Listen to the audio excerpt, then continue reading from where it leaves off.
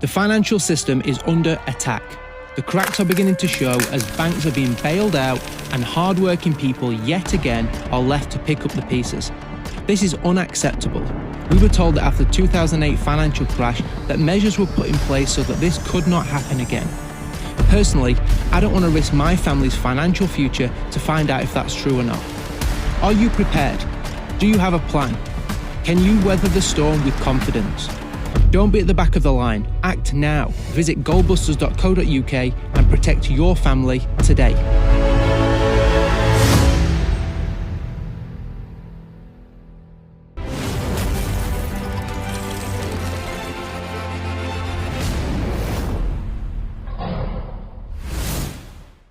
Welcome to today's Gold Show, week 13. You'll want to stick around until the end because we'll be announcing the winner of a shining 1 ounce silver coin. So sit back, relax, and let's dive into the world of finance. Let's kick things off with some exciting news in the precious metals market. What have you got for us today, Paul? Hello, Drew, and Happy New Year. First Gold Show back in the new year. I know we're 10 days in, but it has been a busy festive period, hasn't it? It has indeed.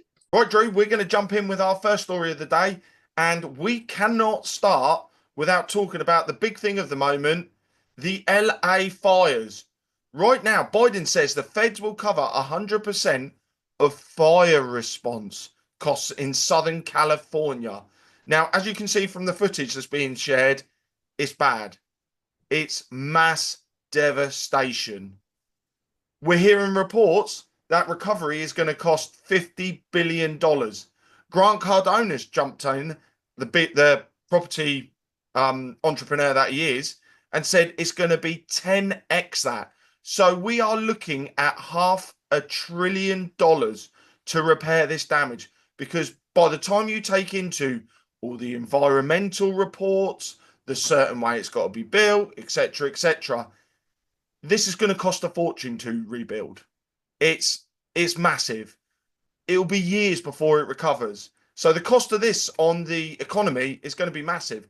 Don't get me wrong, there's going to be loads of new jobs, but for the short term, this is bad. So, Paul, what do you think is going to happen to gold being in this situation? Gold, cool. With looking at the overall picture, gold prices are going to go up this year. That is a fact.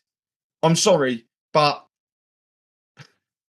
Biden, if he did it right now, would have to print a lot more money to help those people in California. He's not going to do it. He's going to send that money to Ukraine and Israel. More money printing, more problems.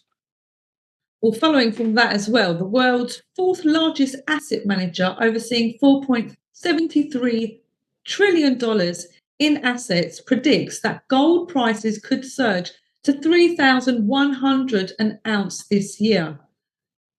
I think last year, gold had its best year in the US dollar terms in 14 years.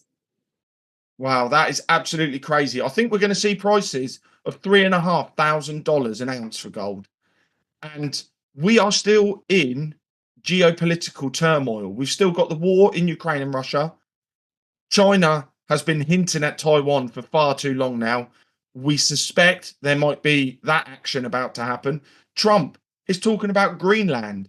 He's talking about the Gulf of America. For those of you who don't know, it's currently called the Gulf of Mexico. He's even talking about the UK.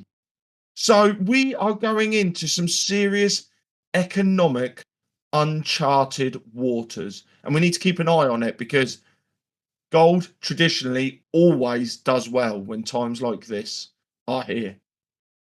Well, let's speak about the year ahead and what the three scenarios is to consider.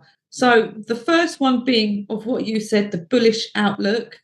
If global demand increases and geopolitical tensions rise, gold prices could soar. And then the second is the stable outlook. If inflation normalizes and interest rates remain steadily, gold prices will likely stay stable. And the third would be the bearish outlook. If the dollar strengthens and interest rates rise, unexpectedly, gold prices might drop. So it's a bit of a roller coaster, but for those with a long-term view, gold could be the safe bet, as we always say. Yeah. Do you know what, Drew? I think those are definitely the three outcomes. The one that I don't think will happen is inflation will stabilise. No way, no how. I'm sorry, it would take something monumental to stabilise the economies of the world right now. You know, we've got shortages starting to come up in energy, and everyone knows energy is the backbone of everything. If energy goes up, straight away everything else is going up. So inflation steadying? Nah, can't see it this year at the moment. What I do believe is gold, the safe haven that it is going to have a phenomenal 12 months. Phenomenal 12 months. And I think we'll all be scratching our head that we didn't buy more when we look back on this. And just for those of you who are interested, head over to goldbusters.co.uk because they can help you protect your wealth in the precious metals market. Drew, I'm going to jump in with my next story. The crypto market in the last 24 hours is being turned upside down, more so than the US government getting rushed through the ability to sell $6.5 billion of Bitcoin that it seized from the Silk Road platform a few years ago now. And they want to sell it fast because they want to take advantage of Bitcoin being high at the moment. Also, Biden is on his way out. Is he trying to sell Bitcoin because Trump wants to create a strategic reserve in Bitcoin to help bolster the economy? I think we're seeing something that is triggered because Biden wants to possibly screw Trump on the way out. We'll have to keep an eye on this. Or is this just the end of the bull run happening? But you know what I think is quite amusing is that the billionaire Mark Cuban says he'd rather own Bitcoin than gold if something bad was to happen to the economy. Drew, I think it's an interesting one because Bitcoin is still a digital currency. It has no physical hold it in your hands properties. And yes, it is changing the world of finance, cryptocurrencies in general. But at the end of the day, gold, precious metals you hold, they are a finite real world resource that if the internet went down, you can still pick it up and buy something with it. So there's arguments for and against both. And you've just got to work out what you're happy with your risk levels. Me, I'm not all in any. I like to spread it around my wealth and put it into different things. Precious metals, gold, silver. That's my main hedge because I know if the internet went down or some sort of geopolitical thing happened, I know that my gold and silver is still worth something. Whereas Bitcoin takes one government to outlaw it.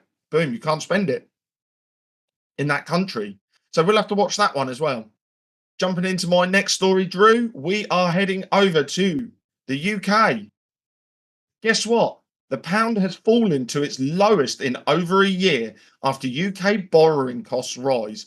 I wonder why. The UK economy is in the toilet. In a minute. So the pound falls to the lowest in over a year after UK borrowing costs rise. So we're borrowing, obviously, loads. Yes. But how much are we giving away to other countries? Why do you think the borrowing costs have risen, Drew? We are borrowing more and more that we can't justify. You know, we cannot borrow 500 million here, 300 million there. The government sending money away willy-nilly without those costs rising as it becomes riskier to support our economy. Because this is borrowed against you. It's borrowed against me. It's borrowed against Dave round the corner. Our earning potential for the economy. Now, when taxes rise, it means they have spent far more than is coming in. That is nature. And then inflation goes up with it and everything else. We have got to be so careful in the UK and stop sending money abroad. But as you can see, the pound has fallen to its lowest. And while that happens, China gold discovery, the recent discovery of a huge gold deposit in China's Hunan province, has sent ripples through global markets, with an estimated reserve of 1,100 tonnes valued at a drumroll of $83 billion. This marks one of the largest gold finds in history, unearthed in the Wangu gold field. The deposits of high quality veins have reunited conversations about the gold's role in the global economy, bullion markets, and as a hedge for investors. How exciting is that? Yeah, that is absolutely fantastic, Drew. Also, on the back of that, just talking about tons of gold, this is from the 6th of January on the Gold Telegraph on X.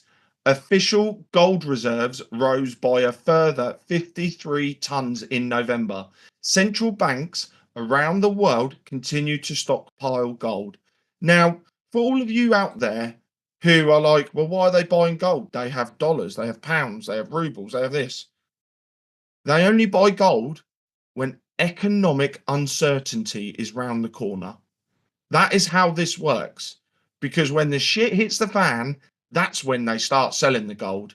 They are stockpiling because the shit is going to hit the fan in the not too distant future. And I do apologize for my very explicit words there, but I want to try and keep this simple. So, average person gets a chance to get ahead of this, because I can tell you right now, if they're buying gold, there's a big problem coming. Okay, let's just swing to the question of the week. What's worth more, 20 times 1 ounce silver coins or a 1 10-ounce gold coin? Ooh, that's an interesting one, Drew. Head over to our website, thegoldshow.com. On there, you'll find a link to where you can enter your answer and hopefully win that shiny silver coin. And the winner of this week's 1 ounce silver coin is Mrs. Edith Bowman. Congratulations, you have won a free 1 ounce silver coin. Paul, what's your next story? Well, we're going to head over to Asia now, because with whatever goes on in the West, normally knocks on to Asia. Asia faces economic headwind from Trump and a sluggish China. Now, they are talking that China's economy is not going to do too well heading into 2025. Most are predicting this is on the back of Trump introducing tariffs of up to 25% for imported goods. Now, I'm of the opinion, I think this is a wonderful idea. Reason being, this starts to bring manufacturing back to your home. Whereas at the moment, China does subsidize a big part of the manufacturing out there, so they can undercut everybody. And I don't know about all of you in America, but in the UK, our manufacturing industry has almost but shut up. There's almost nothing left now. And this is something that maybe the UK needs to look at adopting, to start bringing the jobs back to your home soil, to start building things, start producing things, and dare I say it, start exporting stuff ourselves. So this is a very interesting story. What gets me is that we can sit here and we know what's right and wrong. We know what they should be doing and what they shouldn't be doing. Now, how is it we can sit here and have this outlook, but the ones that are actually in charge just make it all spaghetti? They do, Drew. You're absolutely right. I hate to say it, corruption's a big thing, putting money in your pocket. When you look at the 1% has almost all the money in the world, it sounds absolutely mental, but that's true. That money is dead. That money is doing nothing. That is what drives inflation, because that money is not being reinvested into economies. It's being parked so some fat cat can feel good about themselves being rich. And that's it, and exerting power. We need to find a way to bring the millionaires back into our countries and get them spending. Get them, don't just take it off them, get them out there spending, because then that brings in new jobs and everything else that's going on. But at the moment, as long as corruption is running rife in all these countries, that is why our economies are failing. Prove me wrong. Because hundreds of billions going across to war-torn countries, and then the president of that country is even saying the money's not getting there. That tells you something quite major and something wrong. Is this how they launder big money? By sending it as aid and to charities abroad? I don't know. It's something you can't even trace. The moment that money leaves our shores, it's gone. And for those of you that don't know what the story is basically Zelensky's asking where is the money that Joe Biden should have sent him. Thank you, everybody, for joining us at the Gold Show. Somewhere in that show, you heard the question for this week's competition to win a shiny silver ounce coin. And for those of you who want to look at protecting your wealth, to take a bit of ownership and not relying on some fat cat banker who's probably going to spend your money on junk, head over to goldbusters.co.uk. Speak to Adam and James. They will be able to steer you in the right direction. Because I can tell you right now, gold hasn't done too bad. Last year, I think it went up 30, 40%. Can you get that in the bank, Drew? Are your interest rates that high? No, I only get about 5%. Well, there you go, Drew. But who knows? Everyone's got to make their own choices. But if you want to find out more, head over to thegoldshow.com, where we talk about all things to do with metals, economy, stocks, crypto. And all that's left for me to say on the back of that is thank you for watching. God bless. Bye-bye.